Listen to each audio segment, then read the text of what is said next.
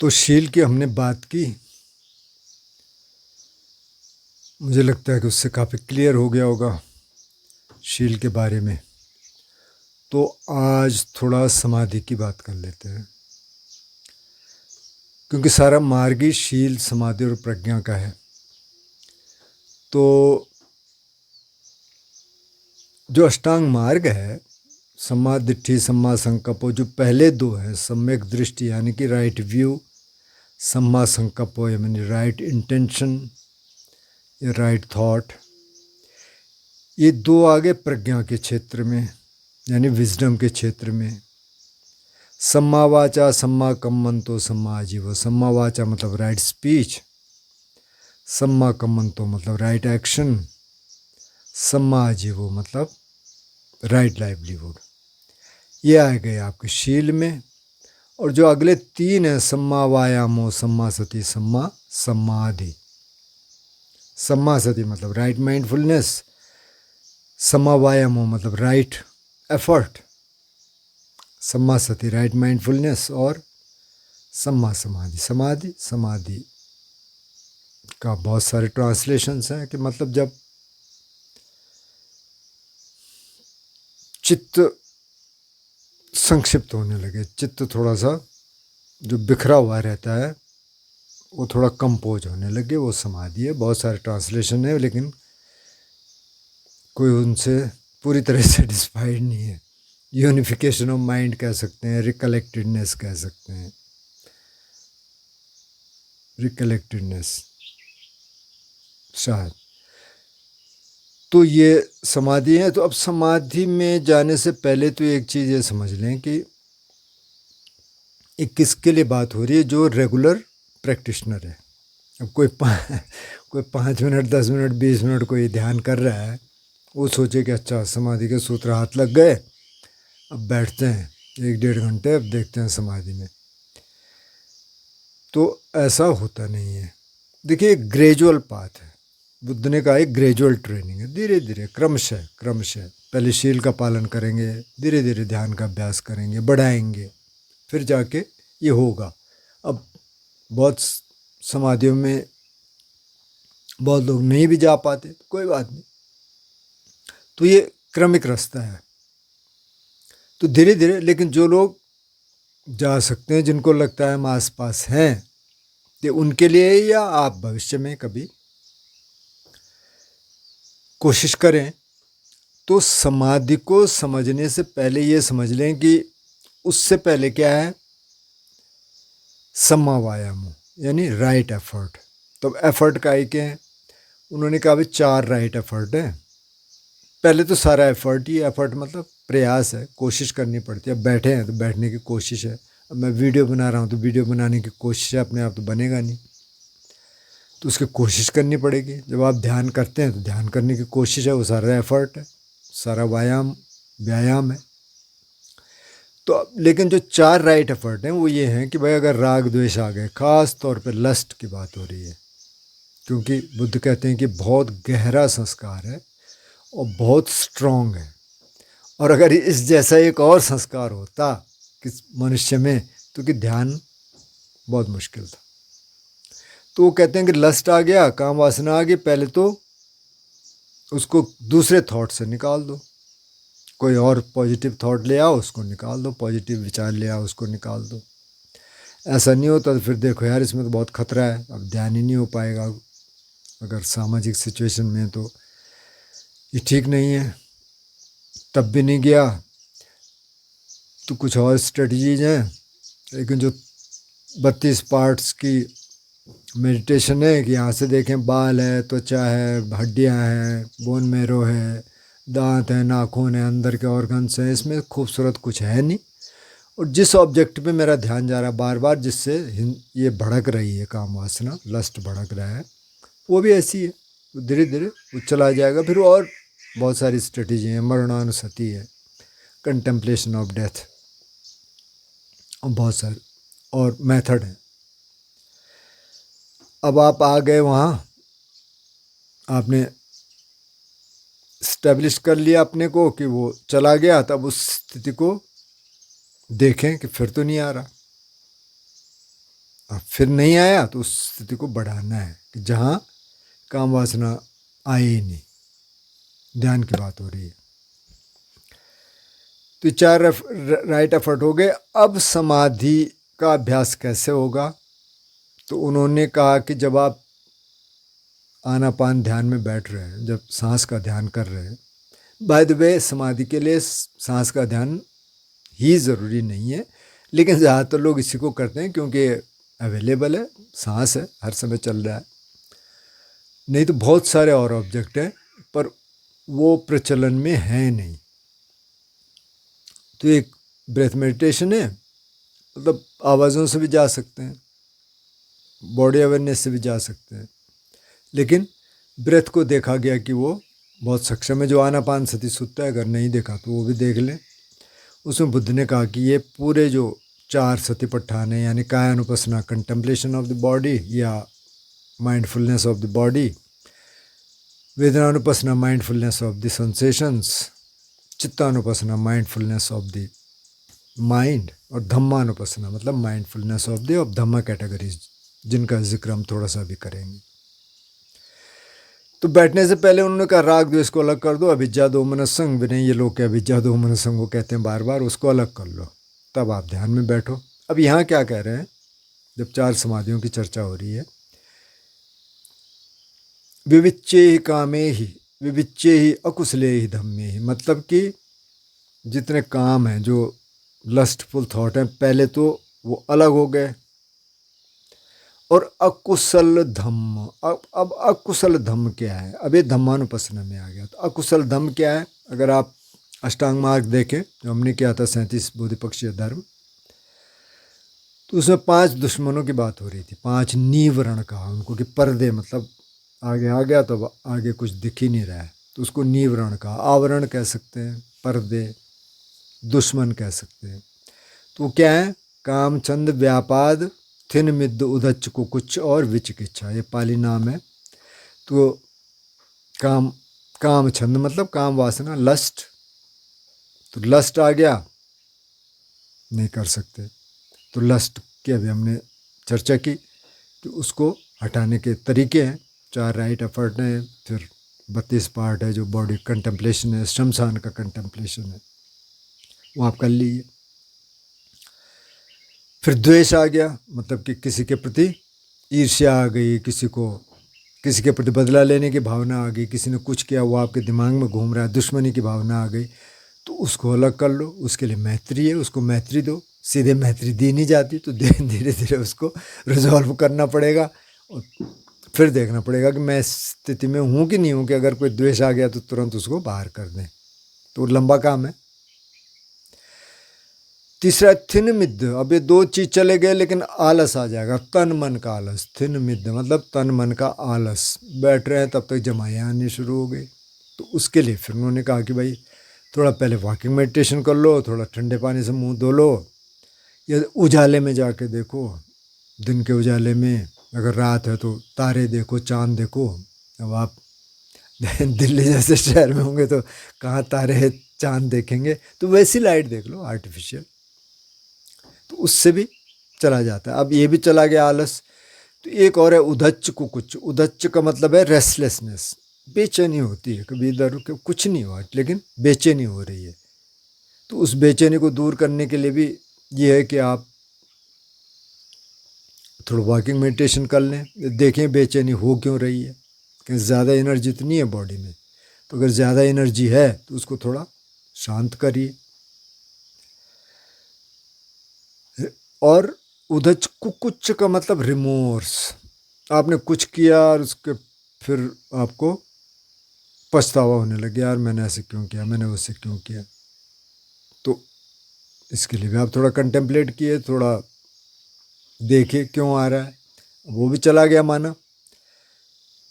5वां है विचिकिच्छा। जैसे किसी ने कमेंट भी किया कि कई बार डाउट होता है कि ये सही है कि गलत है, मार्ग के प्रति या सही कर रहे हैं नहीं कर रहे हैं, तो वो डाउट भी आता है। तो उसको भी दूर करना है। तो उसको दूर कैसे करेंगे? तो एक सिंपल एग्जांपल तो ये है कि भाई 2500 साल से विद्या चल रही है, लाखों करोड़ों लोग इसको कर चुके हैं, लाभान्वित हो चुके हैं, तो ये सही है। तो इसको करना है तो डाउट ना आने दें। अब ये पांचों के पांचों दुश्मन जब चले गए, निवरण जब चले गए, तब समाधि में आगे बढ़ना शुरू होगा। अगर ये निवरण में से कोई भी एक होगा तो आप समाधि में आगे बढ़ नहीं सकते हैं। बुद्ध ने कहा कि पहले ये निवरण जब चले गए तब समाधि के लिए आपकी ग्राउंड बन गई। अच्छा, अब ये सब चले गए, आप पूरी प्रैक्टिस कर रहे हैं कई सालों से। अब माना आप घर के माहौल में हैं, वहाँ आप समाधि का अभ्यास करना चाह रहे हैं, परिवार है, इधर से खींचतान है। खींचतान मतलब आप परिवार में रहेंगे तो और भी काम करने पड़ेंगे ना, अब नहीं भी करने पड़ेंगे। आप अगर अकेले कमरे में हैं, वहाँ भी डिस्टर्बेंस हो जाएगी। अब किचन में कुछ काम हो रहा, कोई गेस्ट आ गए, कुछ हो गया, ये सब तो चलता रहेगा। ऐसे भी नहीं हो सकता आप सारी रात बैठ जाएं, सोना भी है। तो मोस्ट प्रोबेबली किसी रिट्रीट सिचुएशन में समाधि लग सकती है, या फिर ऐसी स्थिति हो जैसे अब मैं हूँ, इधर अकेला हूँ, तो काफ़ी टाइम तो कोई डिस्टर्बेंस नहीं होती। अब आज थोड़ी सी 1 आध दिन से डिस्टर्बेंस है, रात को कहीं रामलीला हो रही तो उसके लाउड स्पीकर बजते हैं। मेरा ख्याल कल तो 1 बजे तक थे रात को। अभी कोई एक बड़ा पेड़ काट रहे हैं नीचे, तो उसकी आवाज़ आ रही थी, तो अभी थोड़ा बंद है। मैंने कहा अभी बना लेते हैं वीडियो। वो आजकल उनके पास वो मशीन होती हैं, वो वाले डीजल वाले, उससे काटते हैं। तो लेकिन ज़्यादातर डिस्टर्बेंस नहीं होती, तो आप बैठ सकते हैं अकेले और लंबे टाइम बैठ सकते हैं। ऐसी सिचुएशन में होगा तो तब क्या होगा। अच्छा, दूसरे मज़े की बात इसमें ये है कि जब ये 4 समाधियों की बात बुद्ध कर रहे हैं, हम 4 ही समाधियों की बात करेंगे, क्योंकि इन 4 ही समाधियों की बात बुद्ध ने की है। और जब उनको इनलाइटनमेंट मिला तो वो इन्हीं 4 समाधियों तक गए। जो बाद की जो अरूप समाधियां हैं, जिनमें कि बॉडी की अवेयरनेस नहीं रहती, सिर्फ माइंड काम करता है, उसकी बात नहीं हो रही। वो ज़रूरी भी नहीं है, वो बहुत बात की बात है। अगर किसी को इनलाइटनमेंट हो गया, या कम से कम पहली स्टेज में चला गया कोई, तो वहाँ शायद वो बहुत आसान हो जाती है। हो सकता है किसी को पहले भी हो जाती हो, पर उनकी ज़रूरत है नहीं। तो 4 ही समाधियों की बात ज़्यादातर बुद्ध ने की है, उनकी की है, लेकिन बहुत कम इन 4 की है। तो इसकी चर्चा हम कर चुके हैं वैसे। तो झाना उनको कहा। अब जो झाना शब्द है उसी से ध्यान बना। संस्कृत में ध्यान है, हिंदी में ध्यान है। जो चान है, यानी कि जो चाइना में जो प्रैक्टिस चलती है चान, वो झाना से आया। जो ज़ेन है, जो जापानीज ज़ेन है, वियतनामी ज़ेन है, वो झाना से आया है। तो झाना मेन वर्ड है, लेकिन ये समाधि के लिए था, ये ध्यान के लिए नहीं था।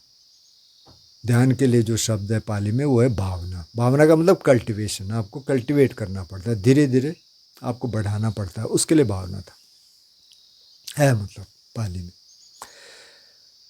तो जाना सिनोनिम बन गया ध्यान का, मतलब ध्यान उसी से निकला, पर मेडिटेशन का या भावना का, क्योंकि ऐसा समझा गया कि ये अगर आप यहाँ पहुँच गए तो एक तरह से आप ध्यान में प्रवीण हो गए। तो चलो ठीक है। तो 4 जाने की बात है। प्रथम जाना, द्वितीय जाना, तृतीय जाना, चतुर्थ जाना, यानी फर्स्ट, सेकंड, थर्ड, फोर्थ।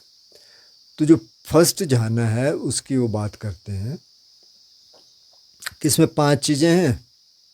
इसमें वितक्क है, विचार है, पीति है, सुख है, एकाग्रता है। वितक्क विचार का क्या मतलब हुआ? वितक्क का मतलब ये है कि इनिशियल थॉट है। जैसे कई बार वो इमेज में आता है, थॉट नहीं आता, इमेज में आता है, और फिर वो थॉट बनता है, तो वो इनिशियल थॉट हो गया वितक्क। विचार मतलब जो उसके बाद चला, सस्टेन्ड थॉट इंग्लिश में बोलेंगे तो वो अभी है। प्रीति है, क्योंकि अब थोड़ी बहुत समाधि के आसपास आप आ गए, तो मन प्रसन्न हो गया, बॉडी के पेन निकल गए, सब दर्द दूर हो गए, सुख है, मतलब बॉडी में ब्लिसफुल सेंसेशंस है, सारी बॉडी में बिल्कुल सूक्ष्म तरंगें आनी शुरू हो गई, एकाग्रता है। तो मन यूनिफाई हो गया। मन में अभी विचार तो हैं, स्पेस्ड आउट हो गए, उनमें स्पेस आने लग गया। जैसे पहले वो यूं करके चल रहा था लगातार, एक के बाद एक के बाद एक के बाद एक, थोड़ा अलग होने शुरू हो गए। यहीं से एक्चुअली चित्तानुपස්සना एक्चुअल में शुरू होगी। वैसे तो चित्तानुपස්සना जो भी आप करेंगे, चित्त को भी आप देखेंगे, लेकिन यहाँ से इसलिए हो गया क्योंकि स्पेस्ड आउट हो गए, तो उनको देखना आसान हो गया। ये प्रथम ध्यान है। द्वितीय ध्यान में ये वितक विचार यानी इनिशियल थॉट और सस्टेंड थॉट ये खत्म हो गया। अब क्या है, पीति है, सुख है, एकाग्रता है, यानी मन प्रसन्न है, पूरी बॉडी में ब्लिस है और माइंड यूनिफाइड है, एकदम एकाग्र है। अब तो विचार भी नहीं है। तीसरे में प्रीति भी खत्म हो गई, जो जॉय था, जिसको रैप्चर कहा कई बार इंग्लिश में लोगों ने, तो देख लें यहाँ पे सही ट्रांसलेशन है कि नहीं है। तो वो है, वो था दूसरे में। तीसरे में ख़त्म हो गया। अब क्या रह गया, ब्लिस अभी है बॉडी में और मन एकाग्र है। और चौथी समाधि में ये ब्लिस भी ख़त्म हो गया, अब सिर्फ एकाग्रता है, बस चित्त है, बस बॉडी को भी आप फील नहीं कर रहे हैं क्योंकि सारी सेंसेशंस सुख की ख़त्म हो गई और ज़्यादा फीलिंग है नहीं बॉडी की। तो इसको कहा कि ये एकदम से जो समाधि की स्थिति, चौथी समाधि को कहा बुद्ध ने उपेक्षकोच विहरति, एकदम इक्वानिमस। अब तो कुछ है ही नहीं, न तो बॉडी में कुछ है न माइंड में कुछ है। तो ये आपकी चौथी समाधि है। अब फिर से थोड़ा वापस आके देख लेते हैं कि अब यहाँ तक पहुँचना तो हर एक बस की बात है नहीं। बस की बात इसलिए नहीं है कि इसके लिए बहुत प्रैक्टिस चाहिए, एकांत चाहिए, कोई गाइड करने वाला भी चाहिए। पहली बार अगर समाधि घटित होने लगी, इतना सुनने के बाद भी तब भी लगता है कि क्या हो गया, ये तो कुछ अजीब हो रहा है, ऐसा होता है। तो अब जब कमेंट्रीज लिखी गई बाद में, तो उन्होंने कुछ टर्म्स दी, जैसे कि उपचार समाधि, आपने सुना हुआ, एक्सेस कंसंट्रेशन। उपचार का मतलब ये हो गया कि जैसे मैं इस कमरे में बैठा हूँ, तो अभी मैं कमरे में आया नहीं, मैं बाहर हूँ, लेकिन कमरा मुझे दिखने लग गया थोड़ा बहुत, तो मतलब मैं उसमें जा सकता हूँ, नहीं भी जा सकता, क्या वहीं से लौट जाऊँ। तो वो एक्सेस कंसंट्रेशन है, उसको कहा उपचार समाधि। और फिर उससे पहले भी उन्होंने कहा, जो जितने विपස්සना स्कूल हैं अभी, ज़्यादातर विपස්සना स्कूल हैं, जैसे गोयनका जी का स्कूल है, वो भी विपස්සना स्कूल है। महर्षि साइडो की हम बात करते हैं बार बार, वो भी विपස්සना स्कूल है। एक पावोक साइडो का है, वो भी विपස්සना स्कूल है। मेथड्स उनके अलग अलग हैं। जैसे महर्षि साइडो यहाँ ब्रेथ को देखते हैं, गोयनका जी यहाँ देखते हैं, किसी में कुछ और है। लेकिन जो थाई फॉरेस्ट ट्रेडिशन है, जो अभी बहुत आगे आ रहा है, क्योंकि उसमें कुछ अरहंत हुए, तो अभी लोग उसको बहुत सीरियसली लेने लग गए। उनकी बहुत सिंपल मेडिटेशन है जो हम करते हैं, कि आप बॉडी अवेयरनेस में हैं, आप सांस देख रहे हैं, चाहें तो आप आवाज़ें भी सुन लें, लेकिन बेसिकली आप 2 ऑब्जेक्ट लेके चलते हैं।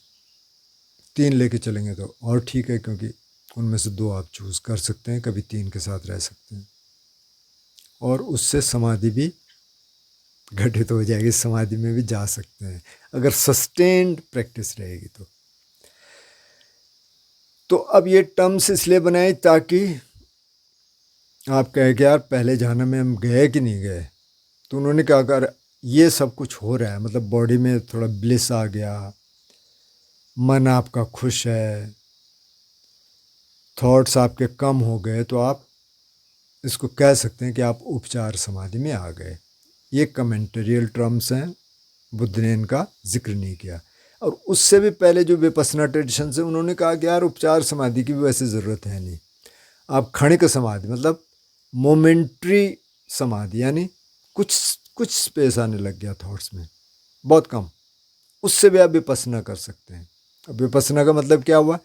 विपස්සना का मतलब ये हुआ कि जो माइंड मैटर फिनोमिना है उसको आप देख सकते हैं अनित्य बोध, यानी कि ये इम्परमानेंट है, ये बोध जगाना है, ये अनंत है, मतलब इसमें कोई परमानेंट सेल्फ नहीं है, ये बोध जगाना है। और दुख से, सारा दुख ही से शुरू हुआ कि भाई अल्टीमेटली दुख तो है ज़िंदगी में। और जो अष्टांग मार्ग में कई चीज़ें हैं, जाति भी दुख, जरा भी दुख, व्याधि भी दुख, मरणम भी दुखम, ये सारा दुख है और इस दुख से बाहर निकलने का ये रास्ता है। तो ये तीन जो सिद्धांत हैं वो विपස්සना में मुख्य हैं। और वो विपස්සना वालों का तर्क ये है कि बहुत समाधियों में जाने की ज़रूरत नहीं है, आप क्षणिक समाधि में, उपचार समाधि में, तो वहीं से आप अपना काम शुरू कर सकते हैं। जो अब ये थाई फॉरेस्ट ट्रेडिशन है वो कहते हैं कि नहीं, पाली कैनन में तो ऐसा है नहीं। पाली कैनन में बार बार बुद्ध भी कहते हैं, बनते आनंद के बहुत सारे डिस्कोर्सेज हैं जिसमें वो कहते हैं कि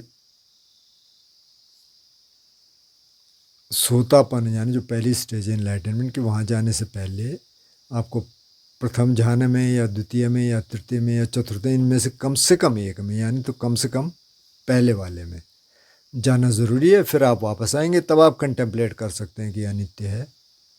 और अनित्य बोध भी कहाँ से जगेगा? जब संवेदनाओं के स्तर पर, जब शरीर में आप देखेंगे ये उदय वे हो रहा है, और इससे आगे जब निकलेंगे तो ये जो 5 स्कंदों की बात हुई, जो 5 हिस्से हैं शरीर के, यानी एक तो शरीर है और मन के 4 हिस्से बताए, वेदना, संज्ञा, संखार, विज्ञान। वेदना का मतलब सेंसेशन जो बॉडी में हो रहा है, फीलिंग टोन जो बॉडी का है। संज्ञा मतलब जो उसको जज कर रहा है, इवेल्युएट कर रहा है, परसीव कर रहा है, परसेप्शन। संखार का मतलब उसके बाद जो एक मेंटल फॉर्मेशन बना, संस्कार बना। मेंटल फॉर्मेशन भी शायद पता नहीं कैसा ट्रांसलेशन है, लेकिन समझाने के लिए कुछ तो कहना पड़ेगा। तो संस्कार बना।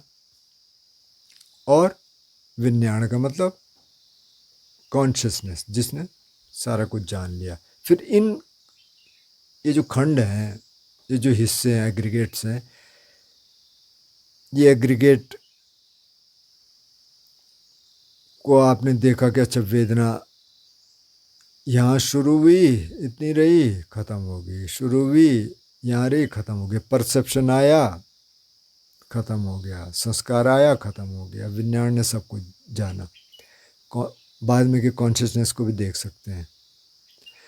तो ये बहुत आगे की बात है, लेकिन इसको देखता है तो ये विपස්සना में आ गया, तो वो कहते हैं विपස්සना काफ़ी है। दूसरे स्कूल वाले कहते हैं कि नहीं जी, पहले तो समाधि है, उसके बाद विपස්සना है। तो जो भी है, तो बेसिकली ये 4 समाधियाँ हैं। इससे मेरा ख्याल आपको क्लियर हो गया होगा। और अगर आप उपचार समाधि तक भी पहुंच पाए, मतलब आप थोड़ा सा ब्लिस फील कर रहे हैं बॉडी में, थोड़ा सा थॉट्स में आपके गैप आने लग गए, तो उतना काफ़ी है। और बाकी आप शरीर के अवेयरनेस के साथ रहें। तो इसमें विपස්සना और समता, जिसको समता मतलब कि जो समाधि की तरफ ले जा रही जो प्रैक्टिस, जो ब्रेथ मेडिटेशन बेसिकली है, आप दोनों साथ में कर रहे हैं। इसलिए जो थाई फॉरेस्ट ट्रेडिशन का है, जिसको मैं फॉलो कर रहा हूँ आजकल काफ़ी टाइम से, कि इन दोनों को मिक्स कर दो। आप विपස්සना भी करते रहो और वो भी करते रहो, समता करते रहो। यानी कि ब्रेथ आप देख ही रहे हैं, सांस देख रहे हैं, आप बॉडी अवेयरनेस में हैं, आप आवाज़ें सुन रहे हैं। चौथा ऑब्जेक्ट कौन सा है जहाँ बार बार जाता है, यानी विचार या थॉट्स में जाता है, वो तो दिख ही रहा है। उसके लिए सारा काम कर रहे हैं कि ये थोड़ा सा कम हो जाए। तो ये आप कर रहे हैं, तो दोनों साथ में हो रहे हैं। और इससे समाधि में भी जा सकते हैं। अब बुद्ध ने मना किया कि भाई आप अपने अटेनमेंट के बारे में नहीं बताएंगे, इसलिए वो हम बता नहीं सकते, लेकिन आप जा सकते हैं। सिर्फ आवाज़ों से भी जा सकते हैं, सिर्फ आवाज़ें सुनेंगे और बॉडी अवेयरनेस रखेंगे, उससे भी जा सकते हैं। सिर्फ सांस से भी जा सकते हैं। तो आप देखिए, फिर आप बताना कि भाई इसमें अगर कुछ और क्लैरिफिकेशन चाहिए तो आप बताना। बाकी ये समाधि है। और समाधि का मतलब क्या है? शब्द का सम धन आ धन धी, मतलब जहाँ ये एक जगह आ गए। धी में मतलब स्थित हो गए, एक जगह आ गया, मतलब कि मन बिखरा हुआ नहीं है, वो एक जगह आ गया, जिसको चित्तानुपස්සना में वो कहते हैं संकितंग चित्तंग संकितंग चित्तंति पजानाति, विक्षिप्तंग चित्तंग विक्षिप्तंग चित्तंति पजानाति। मतलब जब संक्षिप्त है, मतलब जब एकदम पास आ गया, मतलब एक हो गया, थॉट वॉट सब चले गए, तो वो संक्षिप्त हो गया। विक्षिप्त मतलब अभी बहुत थॉट इधर भी आ रहा है उधर भी आ रहा है, तो उसको भी जानना है, बस इतना ही करना है। तो मुझे लगता है इससे क्लियर हो जाना चाहिए। बाकी क्लियर तब होगा जब थोड़ा बहुत एक्सपीरियंस होगा तो बात तभी समझ आती है, नहीं तो उससे पहले समझ आती नहीं। कम से कम उपचार समाधि लग जाए। मुझे भी तभी समझ आना शुरू हुआ। पहले तो मुझे लगा यार ये क्या है, मतलब वो नोटिस ही नहीं करता आदमी। तो उपचार समाधि भी लगने लग जाए, क्षणिक समाधि भी लगने लग जाए, थोड़ा थॉट्स में गैप आने लग गए, तो आप समझो कि आप समझने लग गए, बात बनने लग गई।